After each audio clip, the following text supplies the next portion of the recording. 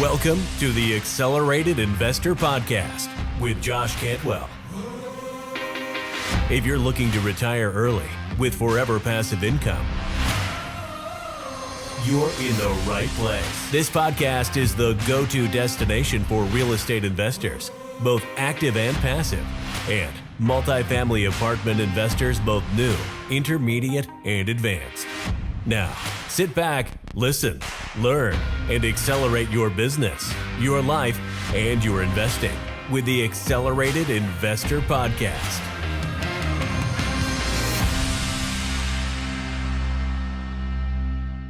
So hey there, guys. Welcome back to Accelerated Real Estate Investor with Josh Cantwell. I'm your host.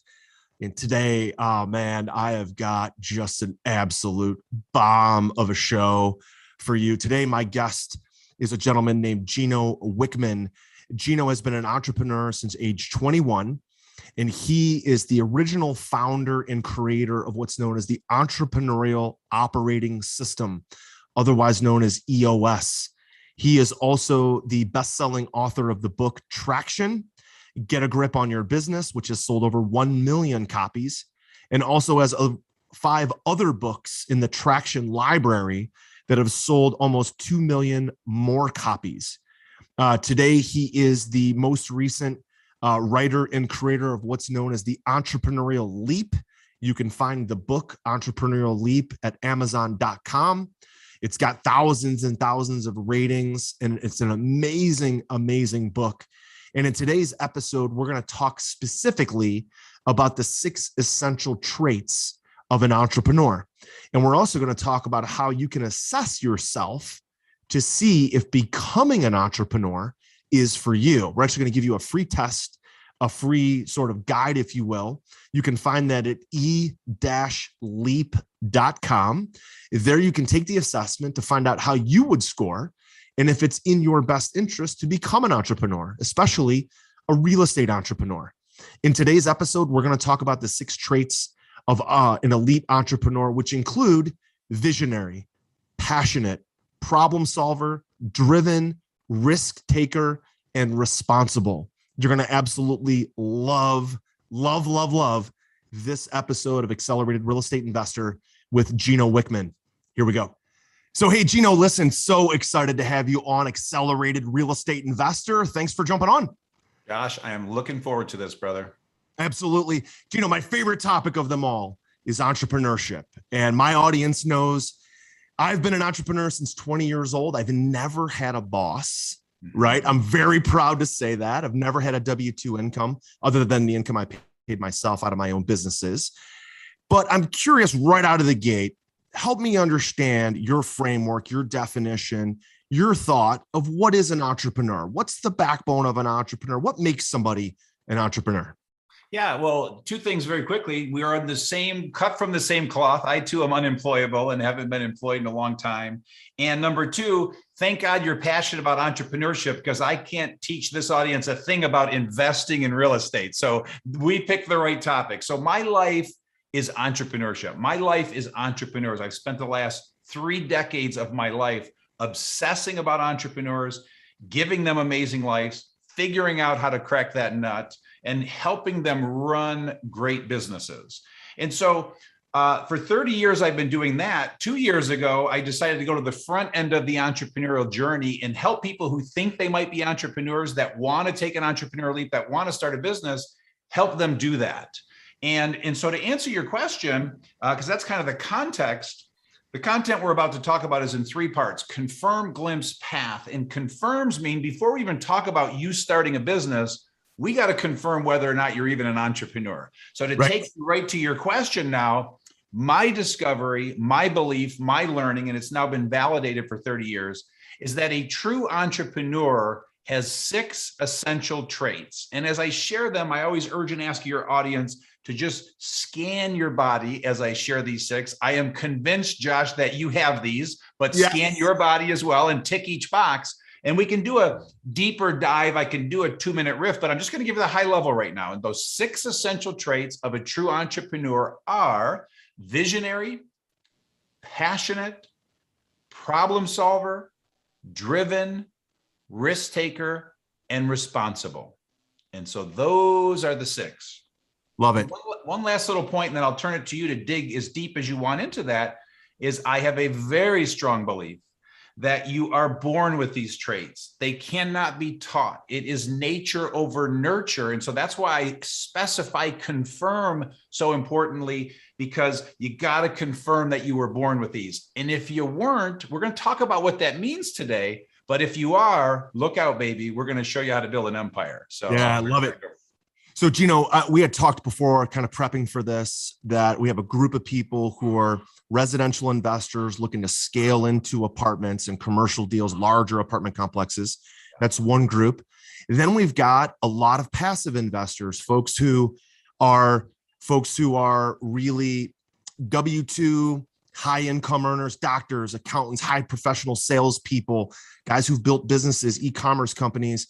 But in some cases, a lot of them started as employees, W-2, and they say to me all the time, Josh, I would love to do what you do. I would love to be an active operator in commercial, but I can't do it. I'm trapped by my income. So a lot of people you say are born with this, but they get into W-2. They love it. They're making, multiple hundreds of thousands of dollars a year, sometimes millions of dollars a year, but they're an employee. And making that leap, your book, The Entrepreneurial Leap, this is what this is all about. Making that leap, you start with vision, right? Vision, the number one trait. How does somebody know if they've got vision for that? How does somebody know? How do they peel back the end and say, well, God, I've been a W-2 wage earner, really high income earner for 20 or 25 years. I'm 40 or 50 years old.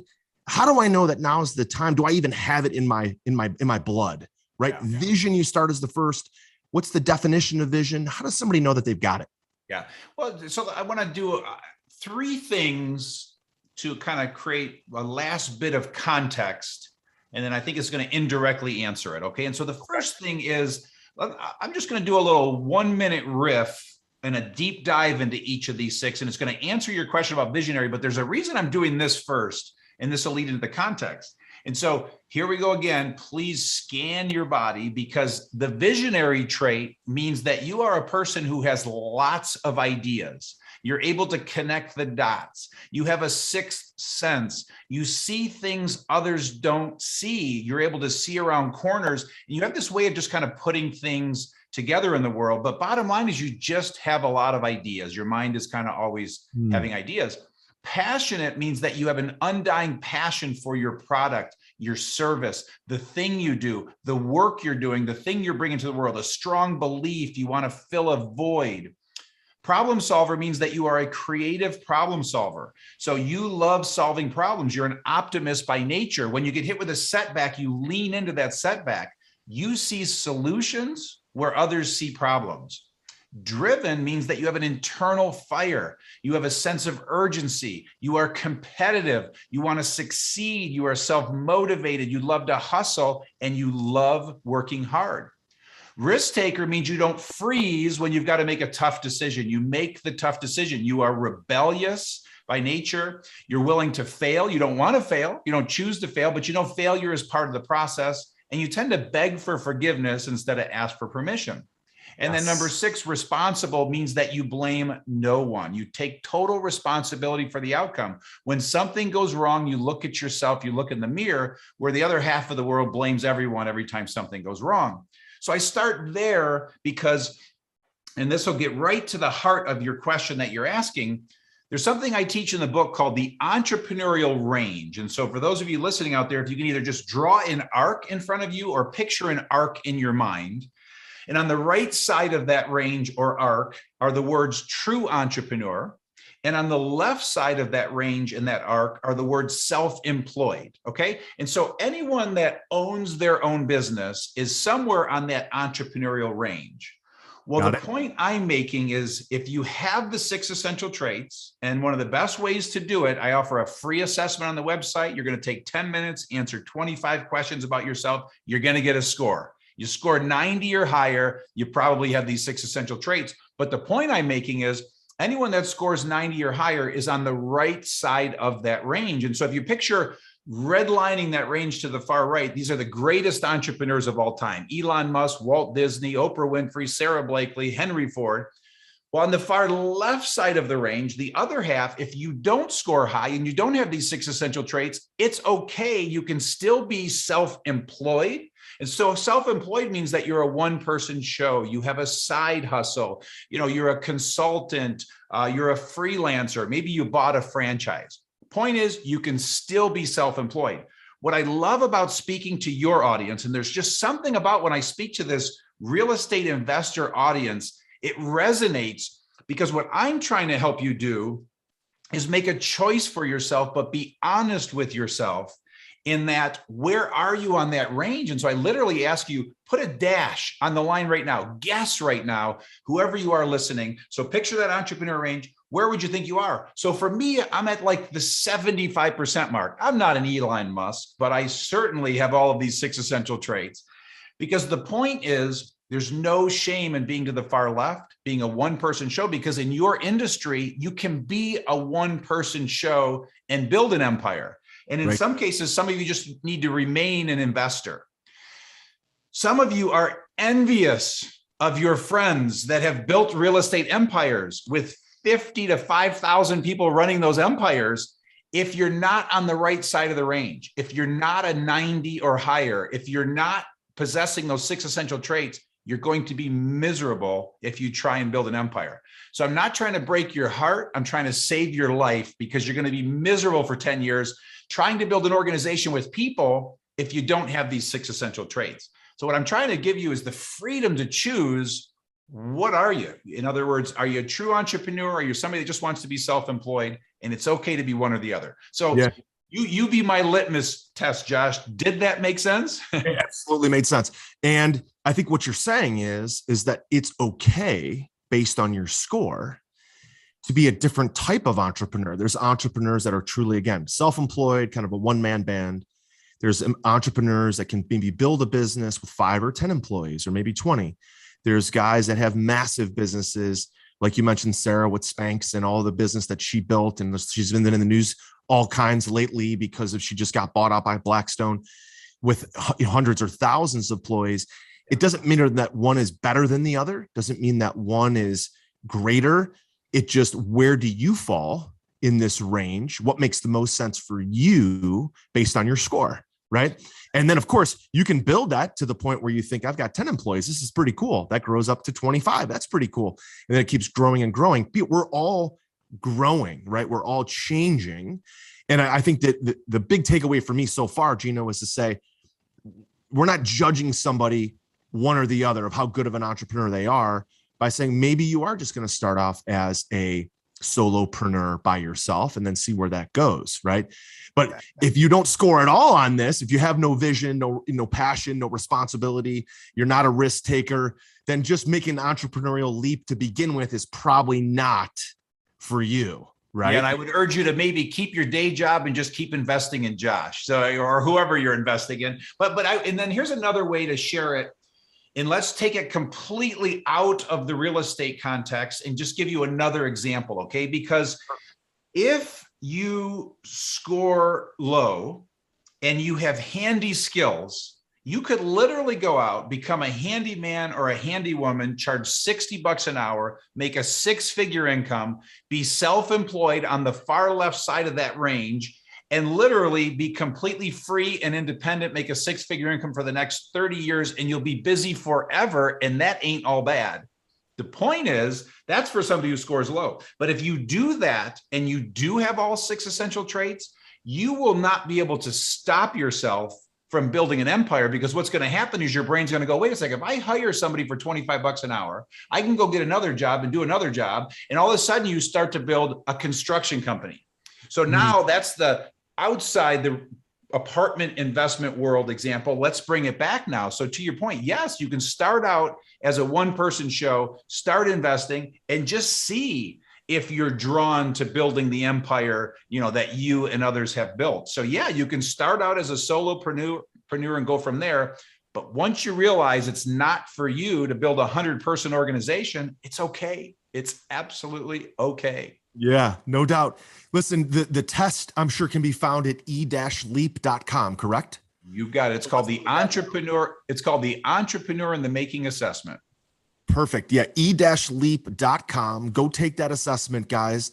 It's a free tool that you can find on Gino's website, and you'll find, where do you score on this range that we just described? Are you ready to automate and explode your real estate investing? We're searching for extremely motivated individuals who are sick and tired of wasting time and want to finally see real results from their real estate investing business. We're searching for investors looking to get to the next level and become a bigger, better version of themselves while being a more successful real estate investing entrepreneur. Apply for mentoring and coaching at joshcantwellcoaching.com/podcast. That's joshcantwellcoaching.com/podcast. Gino, let's back up for a quick second and talk about responsibility, right? I think we're in this world today where people seem to want to take less and less responsibility. And this is probably the case where my parents probably said about my generation, God, they're so spoiled. They don't take any responsibility. Now I have younger kids. I have a teenager, and I'm like, I hope she's going to take a lot of responsibility, right? Because ultimately, the people who are most successful in my world, from my take, are the people that take 100% responsibility for their life, for their decisions, for their relationships, for their financial well-being, their faith, their family, their friends. Everything is on them. So give me your take about trait number 6, because we're in this world and everybody's offended, everybody is not agreeing. I'm okay with people not agreeing with me. Here. Because this is who I am, take it or leave it. Everybody else seems to be in this kind of muck of wanting to be right and be okay, and everybody agrees. You can't really have all of that and take 100% responsibility for yourself. What are your thoughts on that? Oh, so many thoughts.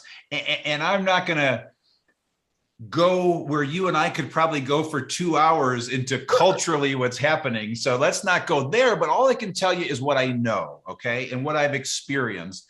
And so I said this already in the beginning of this conversation, is that you are born with these 6 essential traits. They cannot be taught. And so what I love about sharing these 6 essential traits, or one of the things I love, is when I get to number 6, it surprises people, because the first 5 are like, oh man, it's like, yes, that's an entrepreneur. And then all of a sudden, responsible, it almost feels like it doesn't fit. So I would say a few things. Number 1, it is vital. You will not succeed as an entrepreneur building an organization if you don't have this trait. So what that typically looks like is you're blaming everyone and everything in your life. Your people, it's a turnstile. They keep leaving you because they're so tired of you blaming them for everything. But the point in this is you either have it or you don't. And you can literally think about every single person in your life. You can put them in one of 2 camps.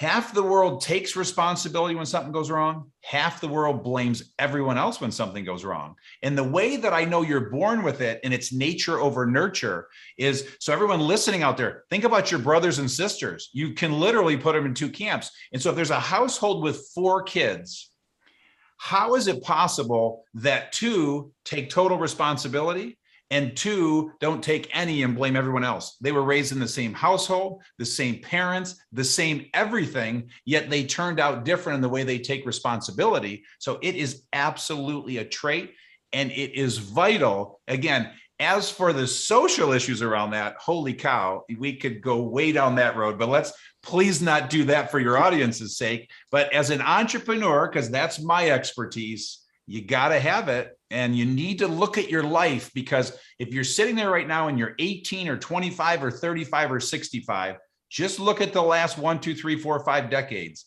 And when something goes wrong, what is your first reaction? Looking at yourself or looking at others? And I know since I was 3 years old, everything that happened to me, I looked at myself first. Mm-hmm. And if you've blamed everyone else, look what they did to me, woe is me. Sadly, I don't think you have this trait.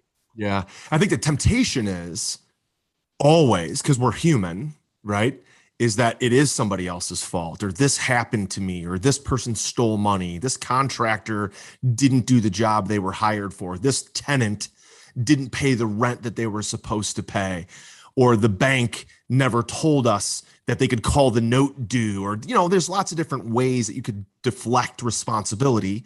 And I think for most people, even for me as an entrepreneur, it's always the beginning, you're kind of like, oh, damn, that I wasn't expecting that.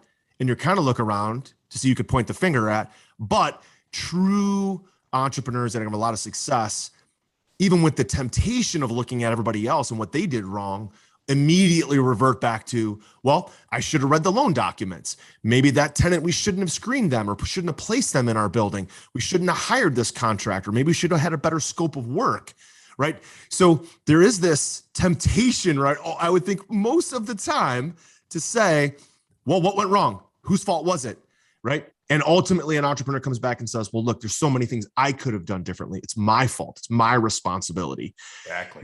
That's a real, I think, applicable day-to-day application of what you're saying, right? Because we're going to be faced with those. Let's talk for a second, Gino, about risk taking. And I think this relative to entrepreneurship in real estate, we can underwrite deals all day. We can look at, I have a 220 unit. I just made an offer on. The offer just got accepted, 14.65 million. We're buying the building. We're going to raise $4 million from investors. But what many people say is, I've got analysis paralysis, right? I have a great deal. I think I should make the offer, but I can't do it, right? So ultimately, to be successful as a real estate entrepreneur and in apartments, we've got to underwrite, but we've ultimately got to take the risk, right? So how does Entrepreneurial Leap, what are some thoughts you have on doing your due diligence, doing underwriting on any business, whatever business you're in, but ultimately having the cojones, right? To just take that risk and say, yes, I'm going to make this offer, or yes, I'm going to start this business, or yes, I'm going to hire the employee, because everything comes with some risk. Here. So it prompts a few things. The first is, I love how you framed the question, because most people's default is that risk taking means that if I go start a business, I have taken the ultimate risk and I'm a risk taker.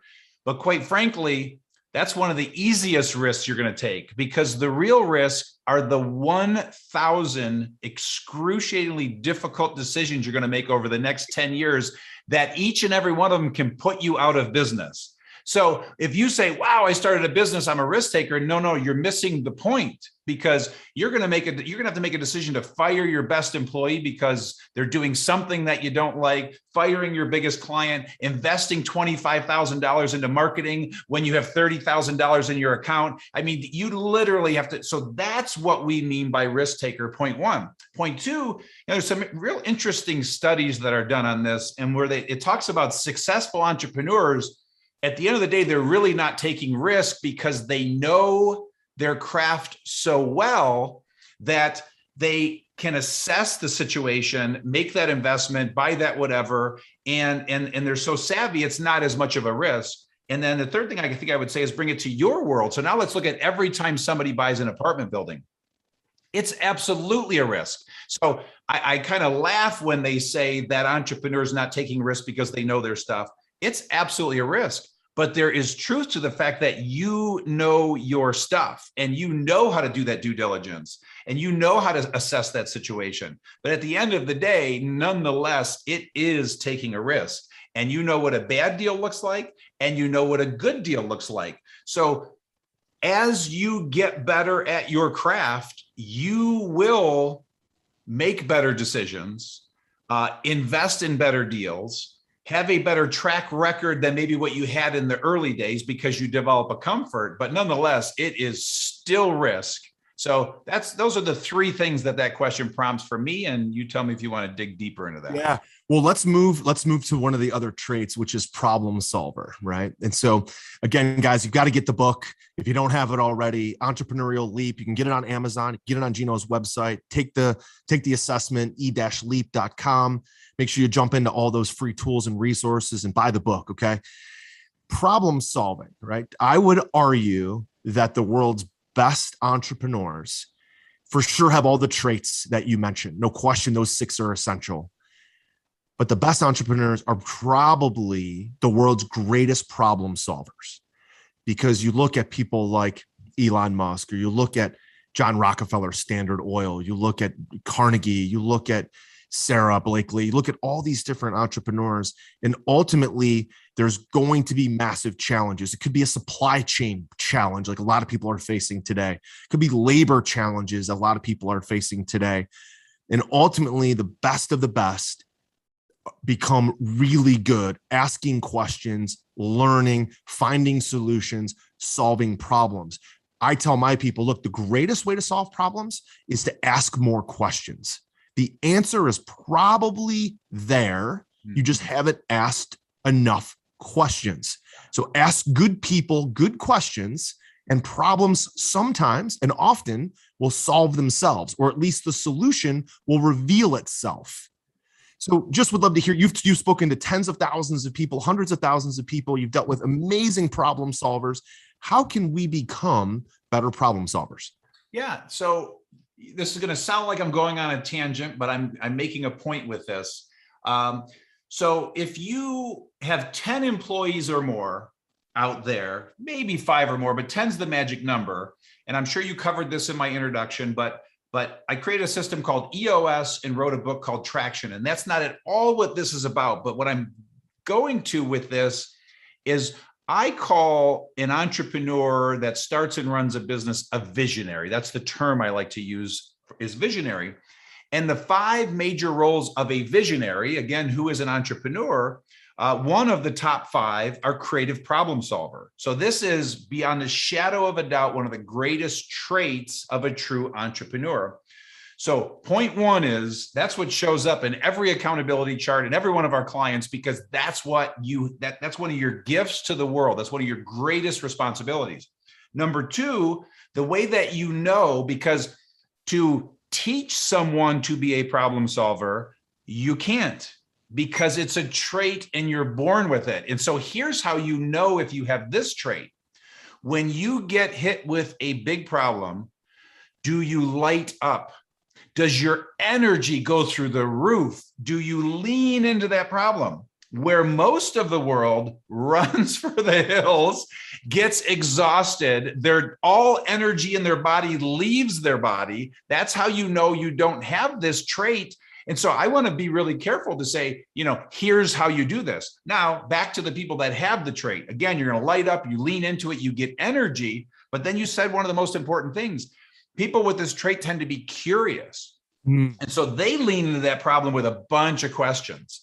But they just have a wiring. I mean, it's truly genetic. It's DNA. They just have a wiring that they love that. Give them a complex problem and they're very inquisitive. They want to understand why, they want to solve it. So hopefully that indirectly answers your question. Yeah. Well, look, there's very few things that we're creating today, especially in apartments, that haven't been done before. Right? Most of the investments that we're making, the way we syndicate deals, the way we raise capital, the way that we're funding these deals and acquiring them has mostly been done by somebody else. Like, we're not creating a new category like Spanx or electronic cars like Elon Musk. In my world, we're doing something that's already been done, but can the entrepreneur just do it for themselves? So solving problems and saying, well, I don't know how to do this, or I'm not sure where to get started. To me, being a problem solver comes with, or starts with, asking more, better questions. That curiosity factor, being comfortable asking questions, being comfortable saying, I don't know the answer, but I want to know, is such a big trait to have, because we also have to understand we're not creating a new category. Somebody has the answer that we're seeking. In my business anyway, somebody already has the answer.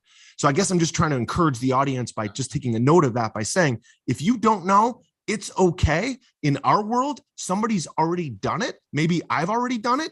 Just ask more questions. Be comfortable not knowing and be comfortable asking more questions. Have the passion, have the drive, but man, ask the questions, right? That's where it's going to come from, because the answer's out there in the ether somewhere.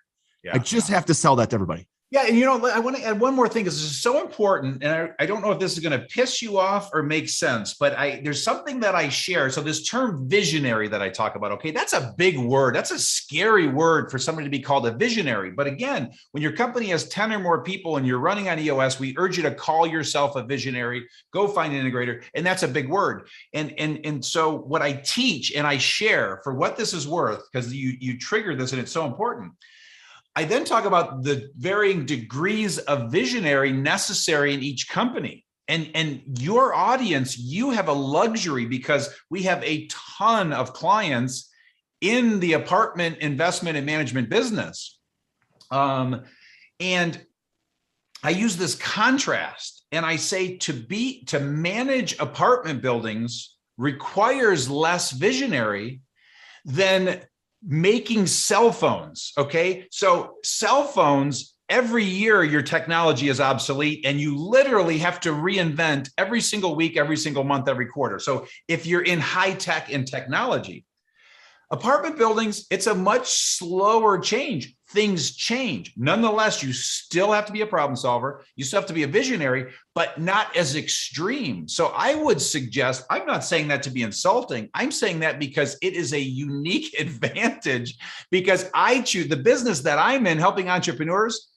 It ain't going to change much. It changes every decade or every 3 decades because human nature is human nature. So I purposely choose industries that don't change every week for that reason. So hopefully that makes sense. But I just wanted to throw that little tidbit in there for what that's worth. I love it, and I'm not insulted by that at all. Frankly, I chose an industry and I've been doing real estate now for almost 20 years, but I chose it.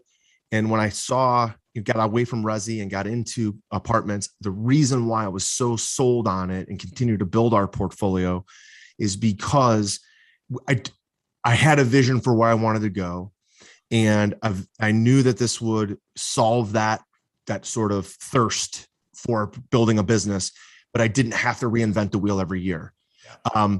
When I was doing a lot more digital marketing changes every day, right? Facebook ads, the Facebook algorithm, Instagram ads, conversion rates, opt-in pages. We still do some of that, but the apartment business is like, man, can we market a building? Can we create a great product? Can we turn a unit? Can we have a really nice new unit? Can we raise the rent? Can we hit pro forma?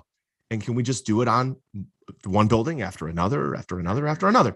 So although many people say, wow, Josh, you're so successful. I'm like, I appreciate that, but I chose a pretty simple industry, pretty simple model to achieve this success. So I just, again, want to encourage our audience. You don't have to get wild and crazy and do something in the technology space and be a category starter. You don't have to do that to have a tremendous amount of success. Amen. Exactly right. And certainly you'll add technology when it enhances everything you just said, when it helps you lease a unit faster or market a unit faster or process something faster. So you'll add things that will be somewhat innovative to make what you do better as somebody who owns and manages apartment buildings. But every single word you said, I couldn't agree more. So you said it perfectly.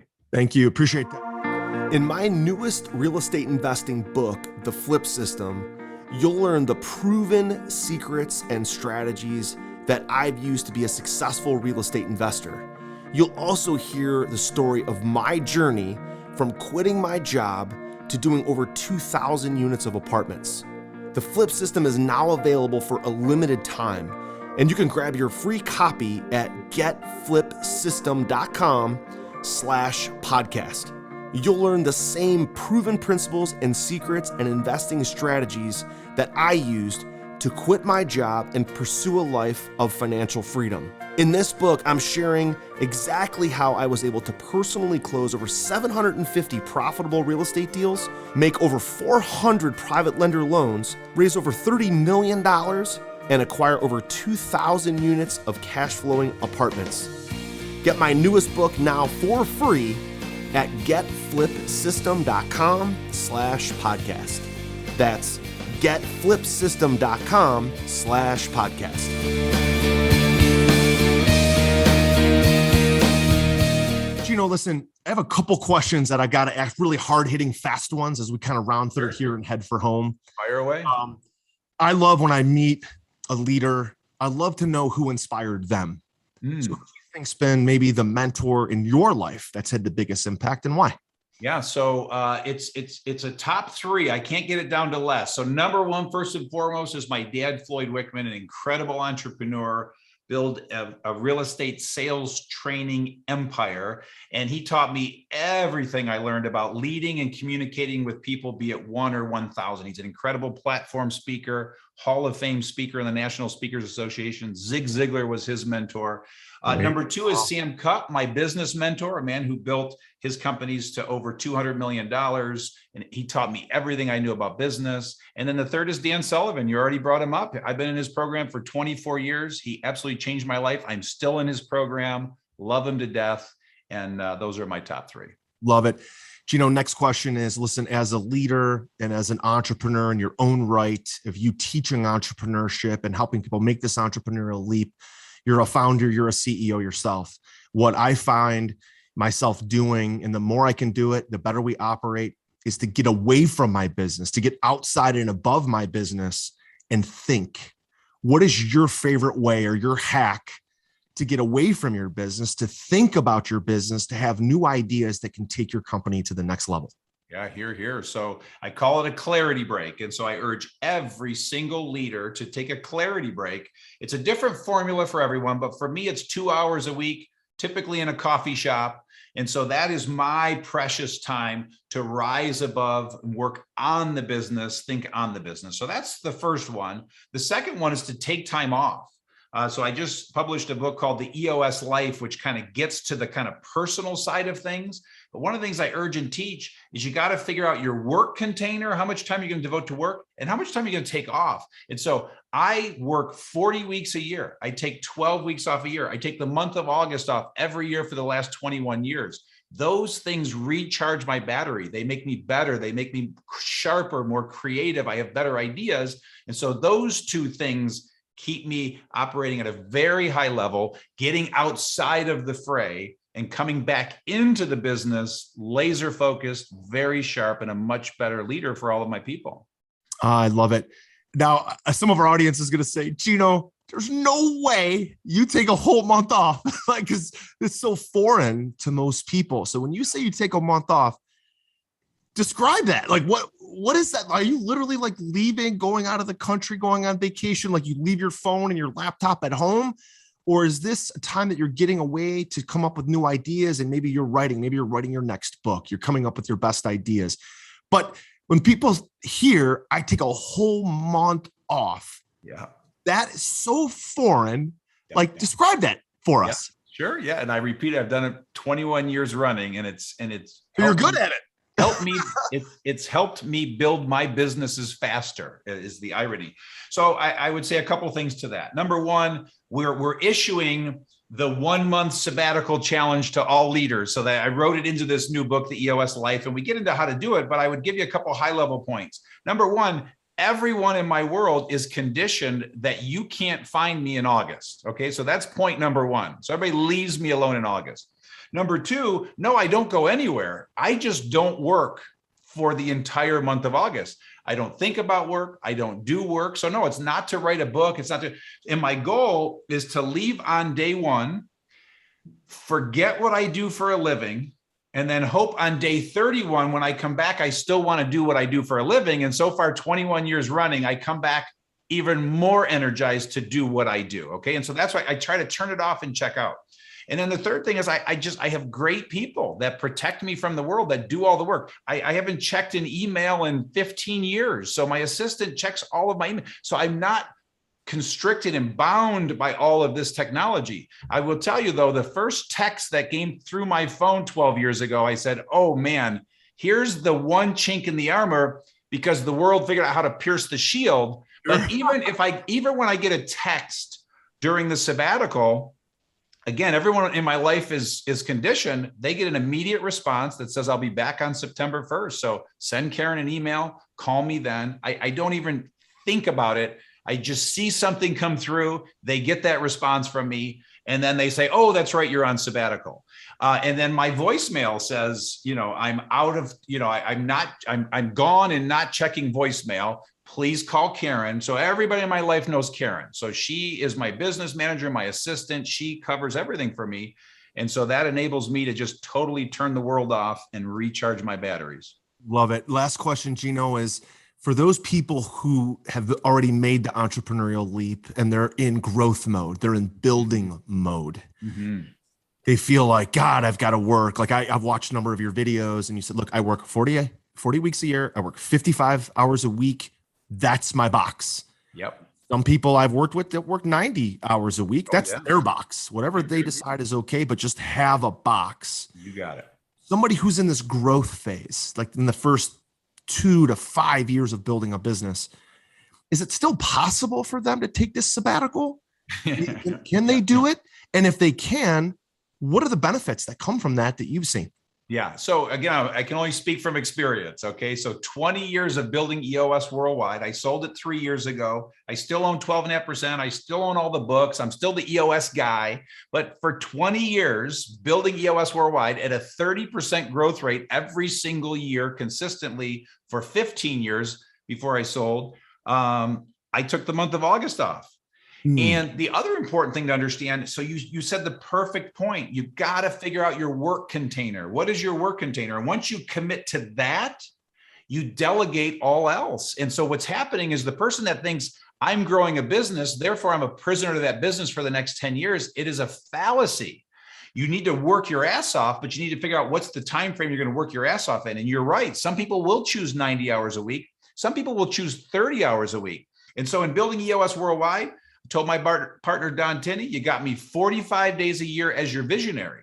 So I was doing sessions, writing books, speaking, lots of other things, but 45 days a year, I was his visionary. He was the integrator. So that's how much time I had to devote to building EOS worldwide. And I delegated everything else. And so I have great people that carry the load. And so here's the best way to describe it. So you, that entrepreneur out there that thinks you're a prisoner of your business, next 10 years, you got to build it. There's no time to take time off. Okay, well, where does it end? So then work 24/7 every day for 7 days a week.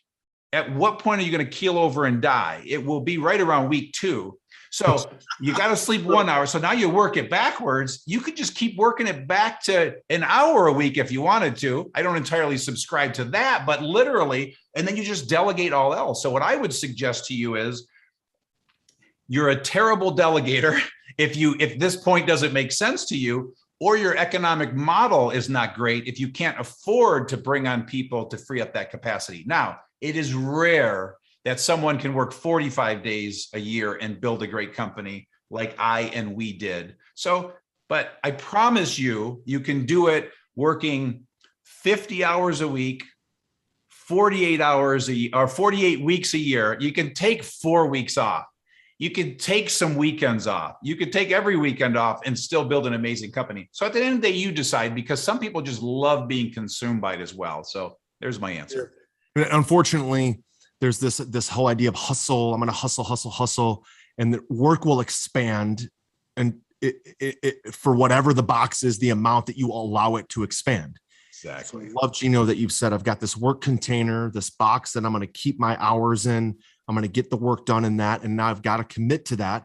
And I've got to find the people to delegate to, because there is a lot of work. You can certainly work more hours, but you've got to keep the frameworks around it and delegate to those folks. Gino, we could go on and on and on and on and on forever. I love this conversation. I can't wait to have you back. But there's so many resources that you've put out for our audience. Again, just tell us where we can get some of those resources. Take the assessment. I mentioned e-leap.com, but there's so many other resources there for my audience to consume. Just tell everybody where to go. Yeah, let me try and simplify it. So you already said it. E-leap.com is the epicenter for all things entrepreneurial leap, which is most of what we've talked about. And so you will find some amazing content. It's all free tools, something called a 1, 2, 3 roadmap to help you start a better startup. It's a 1-hour exercise. I have you fill out 3 tools, and you'll have absolute clarity for the business that you want to start.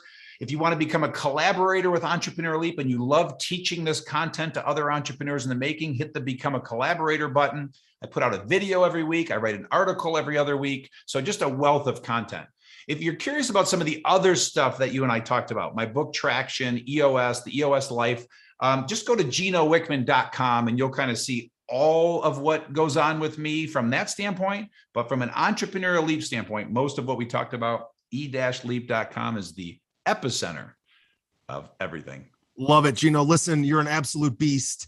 I've had a blast in this conversation. Thank you for carving out some time for our members today. Had a blast, Josh. Well, there you have it, guys. Listen, that was an incredible interview with Gino. I had an absolute blast interviewing him and learning more about him. And he's impacted hundreds of thousands of entrepreneurs around the world over the last 21 years. Really an absolute, kind of honor to have him on the show today.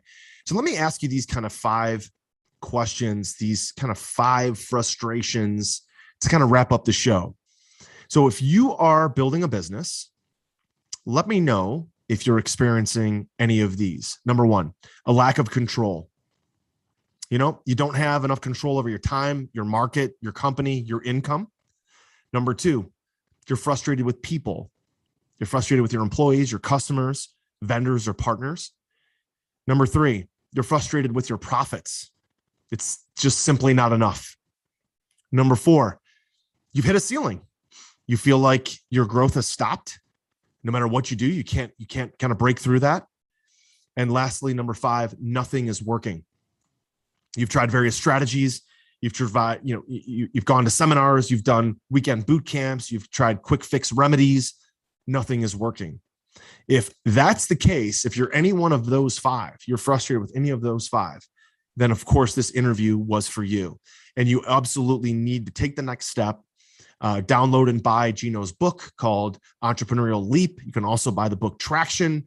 And these are all resources for you to be able to help you take the next step in your entrepreneurial journey, whether it's going from a W-2 to an entrepreneur, whether it's going from a startup solopreneur to someone with your first 5 or 10 employees, or whether it's going from 5 or 10 employees to hundreds and hundreds or thousands of employees and having a big business. Regardless of where you're at, if you're experiencing those frustrations, make sure you go back, listen to this episode again, and make sure you engage with Gino in his books. If you enjoyed this episode, this is one of my favorite episodes we've done in a long, long time. I certainly would be giving this a 5-star review. And if you feel compelled, please leave us a 5-star review. We so much appreciate that. Otherwise, let's get looking, guys. I really look forward to helping you along your journey in your entrepreneurship and in your apartment investing. If we can help you out in any way, let us know. We'll see you next time. Take care. Hey, Josh here. And do you want to win a free Accelerated Investor t-shirt? All you have to do is give Accelerated Investor, our podcast, Accelerated Investor, a rating and a review on iTunes. Okay? Do that now. Then send us a screenshot on Facebook or Instagram or Twitter. What we're going to do then is every week we're going to pick our favorite rating and review, and we're going to send that person a free t-shirt and maybe, again, some other cool, fun stuff as well from Accelerated Investors. So, again, don't forget to take a screenshot. Leave a rating, review, take a screenshot, send it to us so we know exactly who you are. And then once a week, every week on the podcast, we will announce a new winner. Don't forget to take a screenshot and send it to us so we know exactly who you are. We'll announce a new winner every week.